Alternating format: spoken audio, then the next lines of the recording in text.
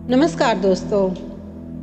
आज मैं आपको एक गांव के एक ज़मींदार ठाकुर की कहानी सुनाने जा रही हूँ, जो कि बहुत वर्षों से बीमार थे।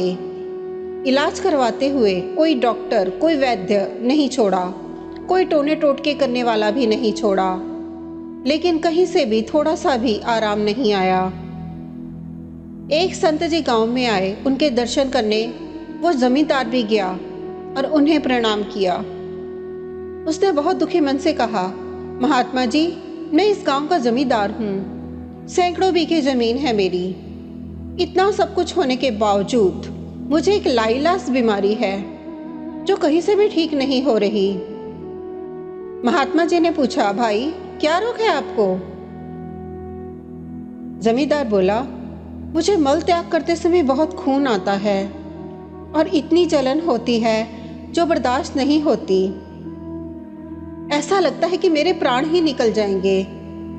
आप कुछ मेहरबानी करो महात्मा जी। बाबा ने आंख बंद कर ली, शांत बैठ गए। थोड़ी देर बाद बोले, बुरा तो नहीं मानोगे, एक बात पूछूं? नहीं नहीं महाराज, आप पूछिए। तुमने कभी किसी का इतना दिल तो नहीं दुखाया कि उसने तुम्हें जी भर के बद्दुआएं दी हों, जिसका दंड आज तुम भोग रहे हो? तुम्हारे दुख देने से वो इतना अधिक दुखी हुआ हो, जिसके कारण आज तुम इतनी पीड़ा झेल रहे हो? नहीं बाबा, जहां तक मुझे याद है मैंने तो कभी किसी का दिल नहीं दुखाया। याद करो और सोचो, कभी किसी का हक तो नहीं छीना, किसी की पीठ में छुरा तो नहीं मारा, किसी की रोजी रोटी तो नहीं छीनी, किसी का हिस्सा जबरदस्ती तुमने खुद तो नहीं संभाला हुआ। महात्मा जी की बात पूरी होने पर वो खामोश और शर्मसार होकर बोला, जी महात्मा जी, मेरी एक विधवा भाभी है जो कि इस वक्त अपने मायके में रहती है। वो जमीन में अपना हिस्सा मांगती थी। यह सोचकर मैंने उसे कुछ भी नहीं दिया कि कल को ये सब कुछ अपने भाइयों को ही दे देगी, इसका क्या पता। बाबा ने कहा, आज से ही उसे हर महीने 100 रुपये भेजने शुरू करो। यह उस समय की बात है जब 100 रुपये में पूरा परिवार पल जाता था। उसने कुछ रुपए भेजना शुरू कर दिया।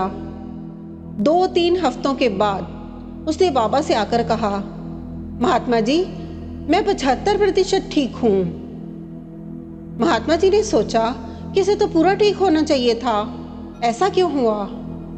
उससे पूछा, तुम कितने रुपए भेजते हो? जी 75 रुपए हर महीने भेजता हूं। इसी